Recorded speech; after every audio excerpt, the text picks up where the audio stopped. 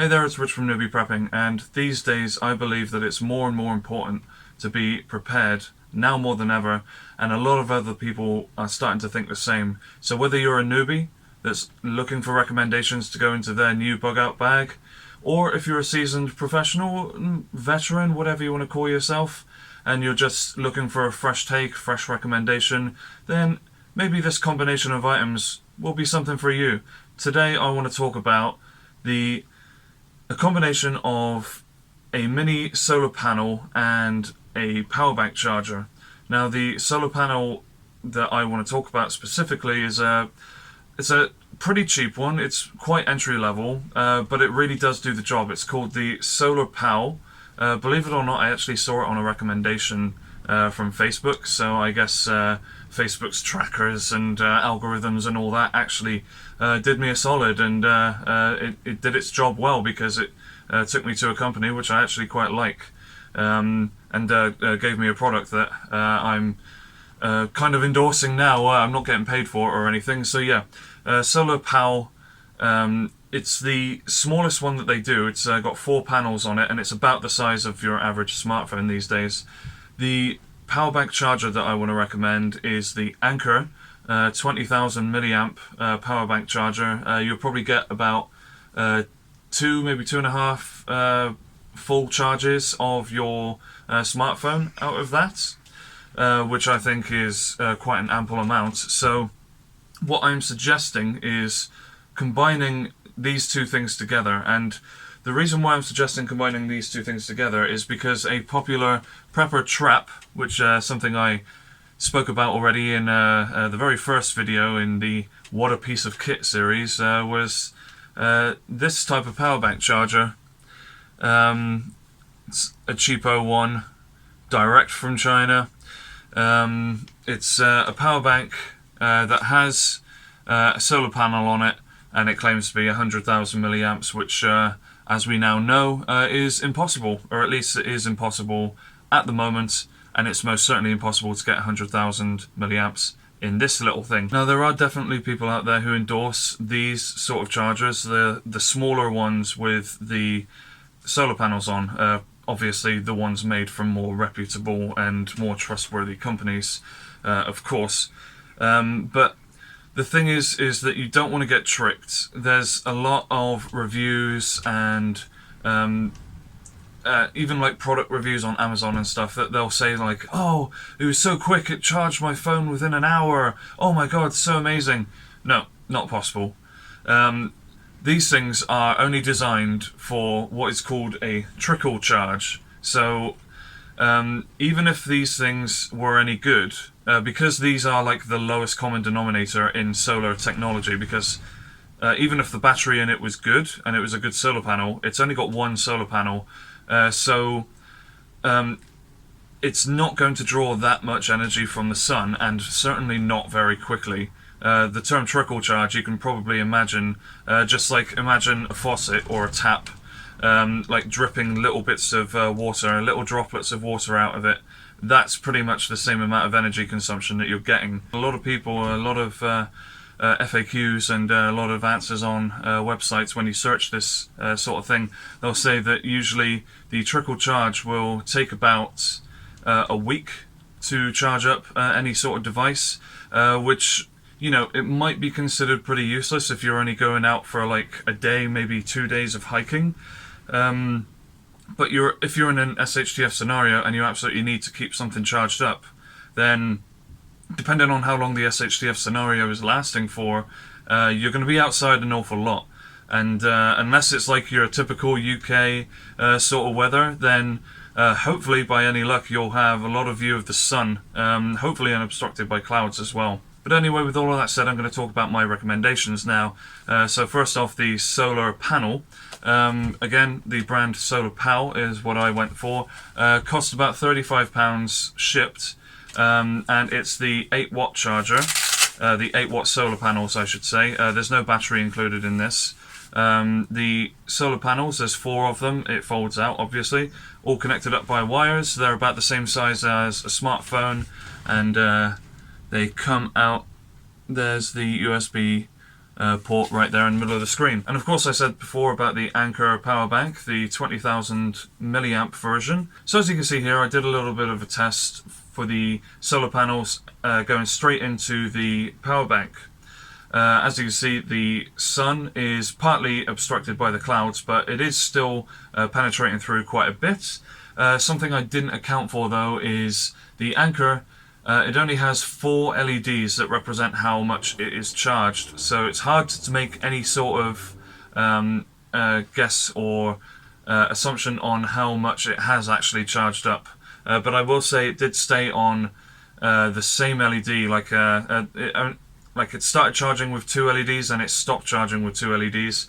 And I think that that's because the sheer amount of battery space that's in there, maybe the time that I charged this for, which was starting from 10 AM till 1 PM, maybe that wasn't enough to charge up this power bank that much. So what I did instead was I started charging one of my mobile phones, since you can literally see the amount of percentage that it started from and ended from.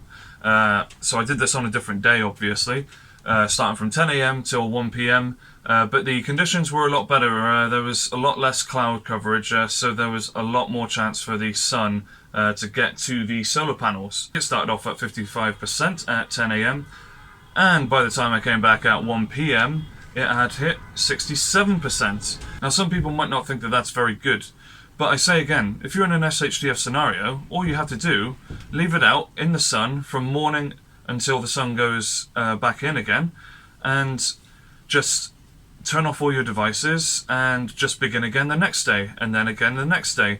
And if you're camped out somewhere, or if you're in your bug out area, then even this little charger here will charge up your devices to full within worst case scenario about a week.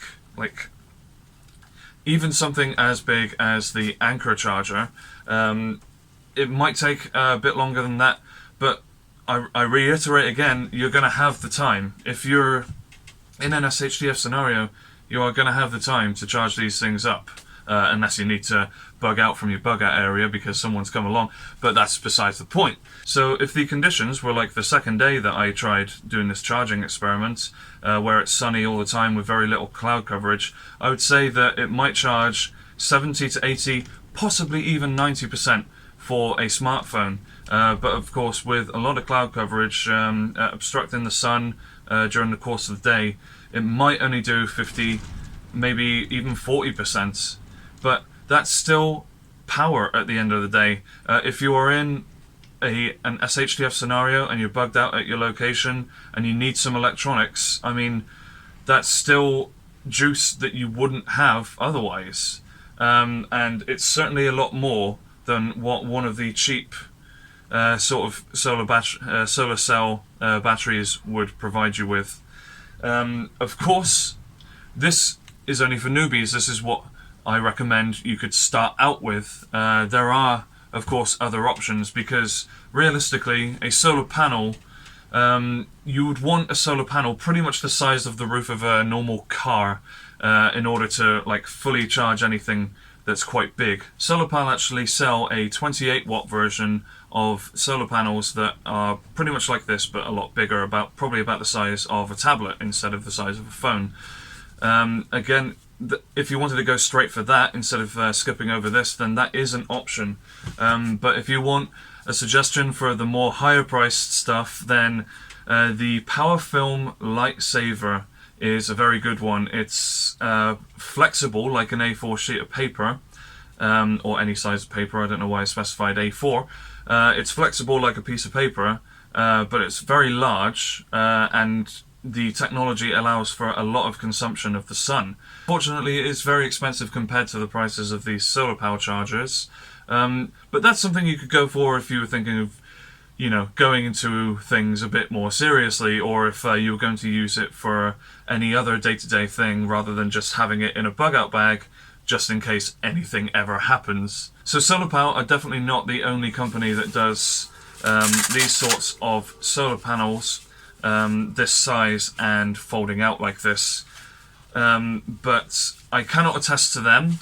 I don't know if they are just, you know, a random Chinese company that's made them and then a company has bought them up and then just slapped their logo on them and claimed that they're amazing. I cannot attest to any of those. I've used this. I really like this product from SolarPal, and that goes the same with the Anker portable charger as well. The Anker power bank, the 20,000 milliamp one. I've used that an awful lot, and yeah, just like I said before, charges up my phone maybe 2.5 times with each charge, and it has been genuinely fantastic. Anker products are very well recommended from a lot of people anyway, so just the combination of having a solar panel and a power bank, I think, would be just so much better, because if you're in an SHTF scenario, you've got your phone's charged up and everything, then you might as well not waste the day, not waste the sun, and charge up a few power banks. There's no reason to say that you need to only have one power bank. That's the reason why I keep this one, after all, even though it's not absolutely amazing. Keeping it anyway, because it does hold a charge. So instead of wasting the sun, you can charge up power banks, and then you'll have emergency power whenever you need it, for when it's not as sunny. So anyway, there you go.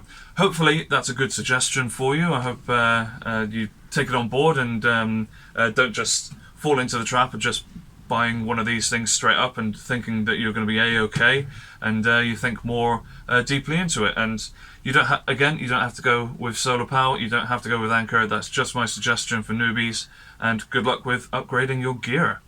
Alrighty, well, thank you very much. I've been Rich with Newbie Prepping, and as always, please tell me, was this an awesome piece of kit, or was it just a load of shit?